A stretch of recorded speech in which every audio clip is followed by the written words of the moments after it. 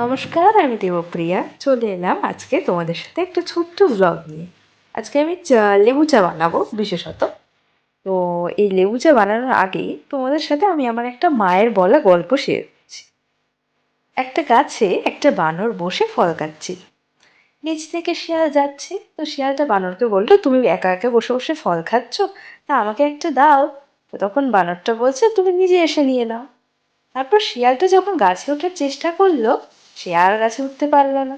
তারপর গাছ থেকে পড়ে গিয়ে লজ্জায় দাঁড়িয়ে বললো, তুমি যদি আমাকে দেবেই না, তাহলে তুমি তো জানো যে আমি উঠলে পড়ে যাব, তাহলে তুমি কেন আমাকে বললে যে নিয়ে নেওয়ার কথা?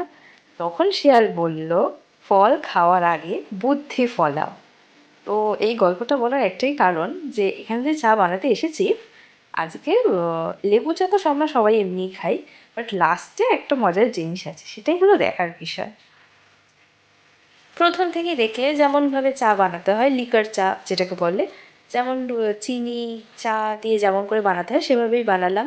তারপর একটা লেবু চিপড়ে দিলাম একটা চায়ের কাপের মধ্যে, তার মধ্যে চাটা ঢেলে দেবো। কিন্তু মজার বিষয় হলো, এক্ষেত্রে আমি হাজমলা ইউজ করবো, এটা আমার নিজের ইনোভেশন।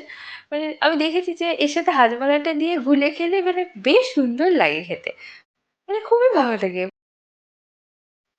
ব্যাস এটাই ছিল আমার আজকের মতো কথা। ভালো লাগলে লাইক শেয়ার আর কমেন্ট করে দেবে। টাটা।